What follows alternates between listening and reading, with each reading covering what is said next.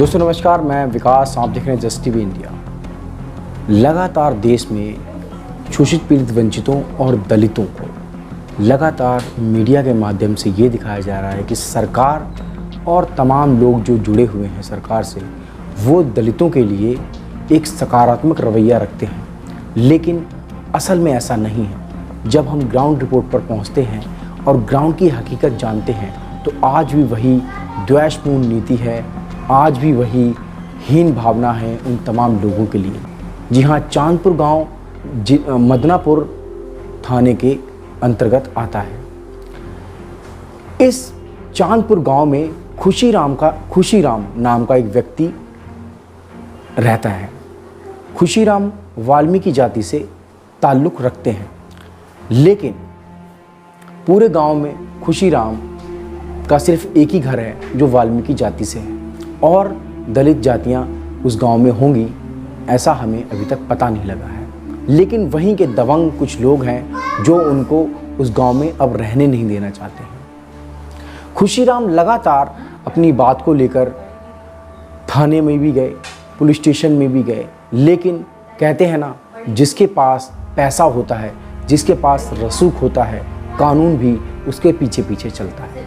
कुछ ऐसा ही हुआ उत्तर प्रदेश के जिला शाहजहांपुर के गांव चांदपुर में। खुशीराम लगातार दरोगा साहब से अपनी गुहार लगाते रहे, उनको समझाते रहे कि हमारी गलती नहीं है। इससे पहले उनकी पत्नी के साथ भी छेड़खानी हुई। गांव के दबंगों ने उनकी अस्मिता को लूटना चाहा, लेकिन उन्होंने अपनी इज्जत और अपनी आबरू को बचाया और वो वहाँ से भाग गई। लेकिन इसके बाद उन लोगों ने पूरे गांव के सामने उस महिला के साथ मारपीट की और उनको इतना पीटा कि उन्हें जिला शाहजहांपुर के डिस्ट्रिक्ट हॉस्पिटल में एडमिट होना पड़ा। बहरहाल अभी उनकी तबीयत कुछ ठीक है, लेकिन पूरी घटना क्या हुई उस चांदपुर गांव में, ये जिला शाहजहांपुर का जो गांव चांदपुर है, इसमें पूरी घटना क्या हुई, आइए जानते हैं। और उनके जो बेटे संजीव हैं वो इस समय मुझसे मेरे साथ जुड़ रहे हैं। जानने की कोशिश करेंगे संजीव से आखिर पूरा माजरा क्या है और सच्चाई क्या है। आप बने रहिए मेरे साथ। तो दोस्तों, इस समय खुशीराम जी मेरे साथ जुड़ चुके हैं, जिनके बारे में मैंने आपसे बात की थी। ये चांदपुर से हैं और लगातार कानून, जिस तरीके से उत्तर प्रदेश में सीएम योगी और चाहे तमाम एजेंसियां जो कानून की बात करती हैं कि कानून का बोलबाला उत्तर प्रदेश में है, लेकिन ये खुशीराम जी उत्तर प्रदेश के जिला शाहजहांपुर में रहते हैं और चांदपुर इनका गांव है और थाना मदनापुर है। खुशीराम जी, मुझे पूरा वाकया बताया, आखिर आपके साथ हुआ क्या है? मेरे सर ये हुआ था, एक ही जगह के पीछे निकाल रहे थे हमें रहने के लिए, मतलब निकाल रहे थे हमें जगह से, यहाँ से। तो हमारे घर हम्म वाले घर पे थी सर, हम घर पे नहीं थे। तो हम्म। हमारे घर वाले को एक तरह से सर मार के डाल दिया था। वो तो किस्मत अच्छी थी, हाँ, वो वो बच मुझे गई पता, बहुत इलाज कराने के बाद। वो मुझे मुझे मुझे पता लगा कि आपकी जो पत्नी 35 वर्ष की थी, जिनको गांव के दबंग व्यक्तियों ने उन्हें पीटा। अधमरी हालत में आप उनको जिला अस्पताल लेकर गए शाहजहांपुर, जहां जाकर उनका इलाज चला। अभी उनकी स्थिति ठीक है। अब मुझे ये बताइए जी कि सर, ये सब हुआ क्यों? ये सब हमें जी निकालने भगाने के लिए यहाँ से हो रहा था। जी, क्यों? रीजन क्या है, क्यों आपको भगाना चाहते हैं? देश का संविधान, देश का कानून तो इसकी इजाजत नहीं देता है। क्योंकि सर आबादी के रूप में एक जगह है जिसपे मैं रह रहा हूँ, इंदिरा आवास में मिला था। ठीक है, इंदिरा आवास में आपको मकान मिला, ठीक है, आगे बताइए। जी सर। तो वहाँ पे जगह जो भी थी, जो दबंग लोग हैं वो जो कब्जा करने चाहते हैं, मैं कमरा से आबाद। हम्म। शायद संपर्क उनसे हमारा टूट चुका है, एक बार फिर से वो ज्वाइन होंगे। लेकिन आप देख लीजिए क्या हालात हैं इस समय। अ, जिसकी बात लगातार सरकार करती रही, सरकार हमेशा कहती रही है कि वो शोषित पीड़ित वंचितों के साथ है, लेकिन फिर से वो जुड़ रहे हैं। मैं उनको जोड़ने की कोशिश करता हूँ। गांव में है वो न जी। खुशीराम जी, आप फिर से आ चुके हैं। जी खुशीराम जी, पूरी बात बताइए, और लोग आपको सुन भी रहे हैं इस समय। जी हाँ तो सर, ये 200-250 आदमी हैं, काछी जाति बोलते हैं जो गांव में। सो ठीक है, काची जाति के हैं और सर सब एक दूसरे के रिश्तेदार हैं। ठीक है, हमारी घरवाली को मार के भी घेर देने के बाद भी हमारी रिपोर्ट नहीं सर लिखी गई। ठीक है। वो हादसा सर हमारा केवल मुआ चाबर में बदल दिया गया जी। और हमारे तो बच्चों किस को भी बात अभी को मारा। हाँ जी सर। हम्म, किस तो बात को हमारे लेकर ये बच्चों को लोग, ये किस सर यहाँ बात को से लेकर ये भगाने के लिए। जी, सर आपकी पत्नी सर पर जी जो अत्याचार हुआ, आपकी पत्नी को भी, आप वाल्मीकि जाति से हैं, आप जी एक सर। अकेला परिवार है, आप अकेला परिवार जी वहां सर। रहते हैं, ठीक है। हाँ सर अकेले तो परिवार के रहते आपकी हैं गाँव। आपकी पत्नी के ऊपर जो अत्याचार हुआ, आपकी पत्नी के साथ जो हुआ, आपकी पत्नी को सरेआम गांव के सामने पीटा इन्होंने, मार मार के अधमरी जी हालत में अस्पताल में आप लेकर गए उनको, और उसके जी बाद सर। अब आप लोगों के साथ अत्याचार हो रहा है, तो आप स्थानीय जी पुलिस सर। के पास नहीं गए? सर जी वहां जाने से हमें और पुलिस वाले धमकाते हैं, हम्म, हमारी सुनते नहीं। वो 100 नंबर गाड़ी हम्म, का मुआयना अपने आप करा देते हैं, हमारी बात भी नहीं सुनते हैं सर वो लोग। हम्म, हम्म। अभी हमारे 2 बच्चों को मारा था सर डंडे से। ठीक है। और वो रविंदर टाइप का है, वो सर नेता है, और उसने तमंचा भी हमारे लौंडा को दिया कि पिछली बार जो हम्म, भी तेरा केस था या तो अपने पिता से कह के राजीनामा करा दे, नहीं बल्कि तो आपकी तुझे जान से मार देंगे सर। हम्म। हाँ सर। तो इनका तो एकता सर बहुत बड़ा है और मैं अकेला हूँ, तो इसीलिए मैं कह रहा हूँ सर हम निकल जाएंगे, क्या करें बताओ सर, बच्चे पालना है, क्या करें बोलो, हमारी कोई देश का सुनता नहीं। संविधान आपके साथ है, देश का कानून आपके साथ है खुशीराम जी, आप परेशान क्यों हो रहे हैं? तमाम लोग आपके साथ हैं। और बताइए, और क्या क्या हो रहा है आपके साथ? और ये बच्चे लोगों को भी मारा, 2 बच्चों को हमारे। तो हम हम्म, मतलब यहाँ पे हमारी सुनवाई नहीं होती तो हम जिला पे सर चले गए। हम्म, तो जिला पे हमने एसपी साहब के यहाँ हमने एप्लीकेशन लेके सर पेश हुए। तो हम्म। वहां भी मतलब हमने एप्लीकेशन दिया तो चले आए, तो दरोगा जी हमें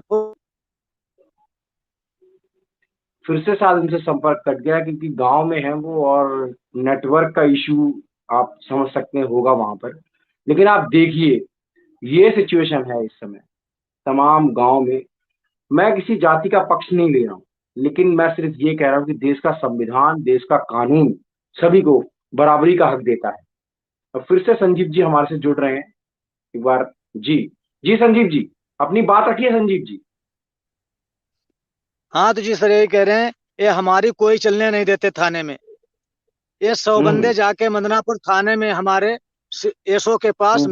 मिल लेते हैं। ठीक उल्टा है। सर हमें को बंद कराने के लिए ये षड्यंत्र देते हैं, हमारी कोई नहीं सुनता यहाँ पे। हम्म। तो इस विषय को लेकर जो थाने। स्थानीय विधायक हैं, विधायक तो आपके वहां के प्रिंस हैं। हाँ प्रिंस है सर, वहाँ वहाँ पे भी हम गए, वो हमें मिले नहीं सर। ठीक है, प्रिंस तो काफी अच्छे विधायक है, विकास उन्होंने काफी अच्छा अपने एरिया में करा है प्रिंस। हाँ तो सर। क्या उनसे हम कभी, उनके उनसे कभी कल नहीं जाएंगे मिले सर आप? हम उन्हीं के पास। हाँ परसों जी। गए थे सर, हमें मिले नहीं थे, कल हम फिर जाएंगे प्रिंस के पास। हम्म। क्या करें सर, तो बच्चा और क्या? पालना है, कहेंगे निकल जाएंगे और क्या करेंगे सर। नहीं नहीं, निकलने की इजाजत तो नहीं है आपको, आप वहीं रहिए, और देश के तमाम लोग आपके साथ हैं। ऐसा नहीं है कि आप वहां से निकल जाएंगे, आप वहीं रहिए, और देश का कानून आपके साथ है। और सर बताइए, जी और क्या क्या इतनी हो रहा है आपके साथ? गंदी इतनी हरकत हमारे साथ करते हैं, हर उपचार में भंगी बोलते हैं सर। है कि इस भंगेला ओके। को यहाँ से भगाना है, ऐसे करके हम्म। बोलते हैं सर। हाँ तो अच्छा, ये भगाने का रीजन क्या है? क्या आपकी जमीन हड़पना चाहते हैं वो लोग? जी, हमें आवास मिला है कुछ, हमने सर दिल्ली से कमा के 2-3 कमरे बनाए हैं वहाँ पे। हम्म। तो पूरा जगह सर हमारा हड़पना चाहते हैं ये, तो हमारी इसके बारे में एरिया आप में लोग, अभी। जी बोलिए, जी आप सर। बोलिए, मैं सुन रहा हूँ आपकी बात। ये नेता जो है सर, इसने खुटार भंडार शाहजहांपुर के पास है, इसने सर दो हम्म, तीन 4 लाख रुपए 10 लाख रुपए कमाए हैं फर्जीवाड़ा में। हम्म, हम्म, किसी का भी पट्टा नहीं हुआ, लेकिन ये पैसा ऐसे ही जुटाता है सर, हमारी यहाँ पे पूरे क्षेत्र को पता है, लेकिन उसके खिलाफ हम्म। कोई कार्रवाई नहीं करता सर, इतना दमंगर है वो। 250-300 आदमी है उसके सर, एकता है, इसीलिए सर हमारी कुछ चलती नहीं, तो क्या करेंगे। आप अकेले हैं वहां? जी सर अकेला हूँ। और जब आप पुलिस के पास जाते हैं, पुलिस क्या कहती है आपसे? अरे सर, पुलिस तो हमें धमकाती और बंद करने की कहती है, तेरा ही चालान कर देंगे, क्या करेंगे बोलो सर। तो कुछ चालान काटने का कुछ तो रीजन होगा ना? क्या कहते हैं, किसको लेकर आपको, देखिए फिर से संपर्क उनसे टूट गया है, लेकिन आप देख सकते हैं ये है गांव के हालात। जो लोग दिल्ली में रहते हैं और लगातार इन लोगों की बात करते हैं, इनको इंसाफ दिलाने की बात करते हैं, वो जरा गांव में जाकर देखें कि आखिर हालात क्या हैं। फिर से जुड़ेंगे तो मैं बताऊंगा कि आखिर चल क्या रहा है। जी। जी संजीव जी हाँ। बोलिए। हाँ जी सर। तो सर ये है जी। मतलब चालान का रीजन ये है सर, है कि ये 100 200 के आगे हमारी चलती नहीं है। जो भी ये कहते हैं सर वही कर लेते हैं। अगर वो हम्म चाहेंगे हम पे केस लगवाएंगे तो कल केस भी लगवा देंगे सर, हमें अंदर करा देंगे। हम्म। इसीलिए हमें दरोगा जी बुला रहे हैं। हमारी थाने में सुनवाई नहीं होती, जब भी हम जिला पे भागते हैं सर, क्या करेंगे। तो एसपी साहब से आप मिले, एसपी साहब ने क्या कहा आपसे? एसपी साहब ने हमारा तो एप्लीकेशन रख लिया है सर, और बस कहीं जाओ बस ना कह दिया है। ठीक है। और तो सर एक दबंग लोग जो हमारी घरवाली को मारा था, तो अब हाँ हाँ। ऐसे ही घूम रहे हैं एक दिन के लिए भी सर, ये थाने भी नहीं किसी तारीख पे गए हैं। हम्म। हाँ तो क्या सर। वो केस चल रहा है अभी खुशीराम जी? हाँ सर, 173 नंबर फाइल हमारी है, हम कल देख के आए थे जिला पे, हम्म। लेकिन तभी हुई सर। कोई केस की सुनवाई नहीं हो रही है? कोई नहीं सर, अगली 28 तारीख लगी है, वो भी रिजेक्ट कर दी जाएगी सर। क्या करेंगे, कहाँ जाएंगे सर बोलो। आपके यहाँ पर तो मंत्री सुरेंद्र नाथ भी हैं, तो सुरेंद्र नाथ से आप नहीं मिले? सर उनकी हमें जानकारी नहीं थी, परसों वाले दिन गए तो वो भी सर लखनऊ गए थे। हम्म। पूछते पूछते गए थे, लेकिन वो हमें मिल नहीं पाया सर। ठीक है। 6 7 8 बच्चे हैं सर, हम मेहनत काम नहीं करेंगे तो वो लोग क्या खिलाएंगे उन्हें। तो परिवार में कितने लोग हैं खुशीराम जी आपके? सर जी हम 10 प्राणी हैं, एक लड़की की शादी कर दी, अभी हम 9 प्राणी है इस टाइम मौजूद सर। हम्म। तो मतलब लगातार आपको धमकाया जा रहा है? जी सर, प्रतिदिन हमारे बच्चों को हमें, हमारे पास शुगर है सर, शुगर हम्म। पालन का हमने लोन लिया था बैंक से सर। ठीक है। 1 लाख का हमने डेयरी का लोन लिया था सर, तो उसी से हमने। हम्म।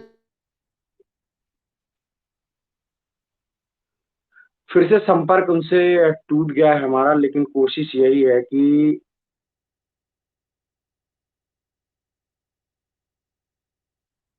एक बार फिर से जुड़े वो, और जो हकीकत है वो आप लोग जान सके कि देश में चल क्या रहा है। फिर से जुड़ रहे हैं वो। और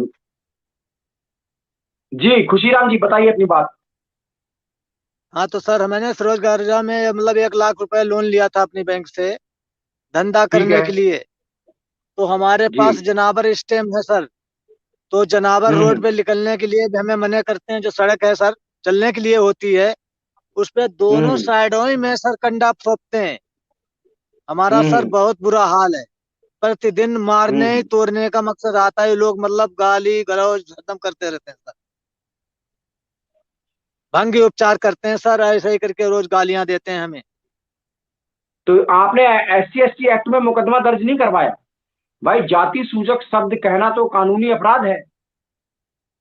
सर यहाँ कोई नहीं लिखता, उसके लिए बोलते हैं गवाह लेके आओ। सर हम अकेले बंदे हैं, हमारी कौन कहेगा। ठीक है, आप देख लीजिए, जो लोग कहते हैं कि SC ST एक्ट है, लेकिन जब एक अकेला इंसान फंस जाए कहीं पे तो SC ST एक्ट भी काम नहीं करता है। और बताइए खुशीराम जी, मैं पूरा सुनना चाहता हूं आपको, और उन तमाम लोगों को सर, बताना चाहता हूं कि जो लोग दिल्ली में राजनीति करते हैं ना, वो लोग गांव में जाकर देखें कि हाल क्या है। जी खुशीराम जी बोलिए। सर हमारा तो हाल यही कहेगा, हमारा तो कानून से थाने से विश्वास उठ गया सर। हमारे संग वो हादसा हुआ सर, हमारा तो विश्वास ही चला गया है।